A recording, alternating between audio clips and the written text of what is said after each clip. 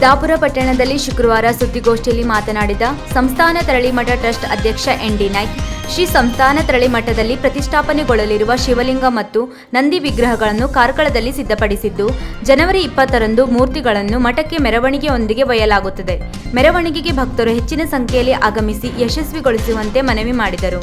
ಹೊಸೂರು ಬಂಕೇಶ್ವರ ದೇವಾಲಯದಿಂದ ಬೆಳಿಗ್ಗೆ 11 ಗಂಟೆಗೆ ಡೊಳ್ಳು ಕುಣಿತದೊಂದಿಗೆ ಮೂರ್ತಿಗಳನ್ನು ಮೆರವಣಿಗೆ ಮೂಲಕ ತಂದು ಮಠಕ್ಕೆ ಒಯ್ಯಲಾಗುತ್ತದೆ.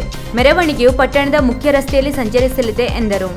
ಈ ಸಂದರ್ಭದಲ್ಲಿ ಟ್ರಸ್ಟ್ ಸದಸ್ಯರಾದ ಎಂಐ ನಾಯ್ಕ್ ಹುಲಿಮನೆ, ದಿನೇಶ್ ನಾಯ್ಕ್ ಹೊಸೂರ್, ಬಂಗಾರ್ಯ ನಾಯ್ಕ್ ಬಿಕ್ಕಳಸೆ, ಟ್ರಸ್ಟ್ ಕಾರ್ಯದರ್ಶಿ ಎಚ್.ಎಸ್. ನಾಯ್ಕ್ ಉಪಸ್ಥಿತರಿದ್ದರು.